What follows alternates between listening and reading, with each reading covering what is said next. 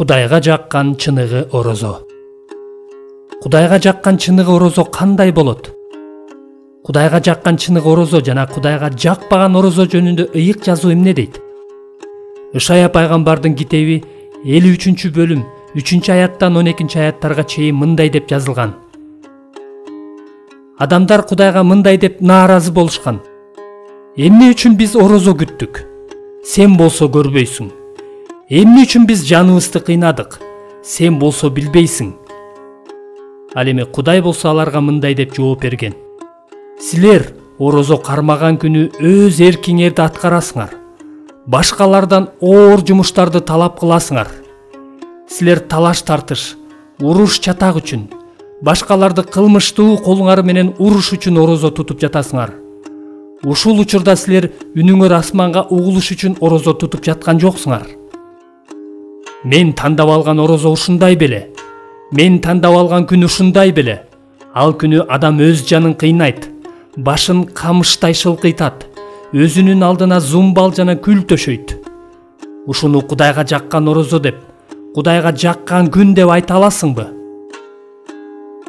Мен тандап алган орозо мындай: калптын кишендерин бошот, эзүүнүн кишендерин чеч, эзилгендерди эркиндикке чыгар, ар кандай моюн турукту алып сал. Ачка киши менен наныңды бөлүш, тентип жүргөн жакырларды үйүңө киргиз, жылаңачты көрсөң ага кийим кийгиз, каны бир жакыныңдан жашынба. Ошондо сенин жарыгың таң сымал ачылат, айыгууң тез арада келет, акыйкаттың алдыңда жүрөт, Теңирдин даңкы сени коштоп жүрөт. Ошондо сен чакырасың, Теңир угат, ыйлайсың, ал мына мен дейт. Сен өз чөйрөңдөн эзүүнү жоготконуңда, сөөмөйүңдү көтөргөнүңдү, жаман сүйлөгөнүңдү койгонуңда, ачкага наныңды бергениңде, кыйналгандардын жанын тойгузганыңда, сенин жарыгың караңгыда жаркырайт, караңгылыгың чак түштөй болот. Ошондо Теңир ар дайым сенин жол башчың болот, кургакчылыкта жаныңды тойгузат, сөөктөрүңдү чыңдайт. Ошондо сен сугарылган бактай, суусу эч качан соолубаган булактай болосуң. Кылымдар бою ээн жаткан чөлдөргө сенин тукумдарың отурукташат.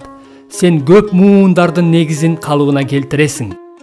Сени урандыларды калыбына келтирүүчү, жашоо үчүн жолдорду жаңыртуучу деп аташат. Ошондой эле жаңы келишим убагында Иса Машаяк Кудайга жаккан чыныгы орозо жана Кудайга жакпаган орозо жөнүндө эмне деп айтканын карайлы. Ошондой эле орозо кармаганыңарда эки жүздүүлөргө окшоп кабагыңарды салбагыла. Алар өздөрүнүн орозо кармап жатканын адамдарга көрсөтүш үчүн кабагын бүркөп алышат. Силерге чындыкты айтып коеюн, алар өз сыйлыгын алышты. Ошентип, сен өзүңдүн орозо кармап жатканыңды адамдарга эмес, көрүнбөгөн Кудай атаңа көрсөтүш үчүн башыңды майлап бетиңди жуу. Жашыруун орозо кармаганыңды көргөн Кудай атаң сага тиешелүүнү ачык эле берет. Матай жазган жакшы кабар 6-бөлүм 16-аяттан 18-аятка чейин. Сиздин орозоңуз Кудайга жаккан орозобу? Жага жакпаган орозобу? Сиз муну кайдан билесиз? Сиз орозону көрүнбөгөн Кудайга көрсөтүш үчүн жашыруун кармап жатасызбы? Же көрүнгөн адамдарга көрсөтүш үчүн кармап жатасызбы? Орозоңуз көрүнбөгөн Кудайга кабыл болсун.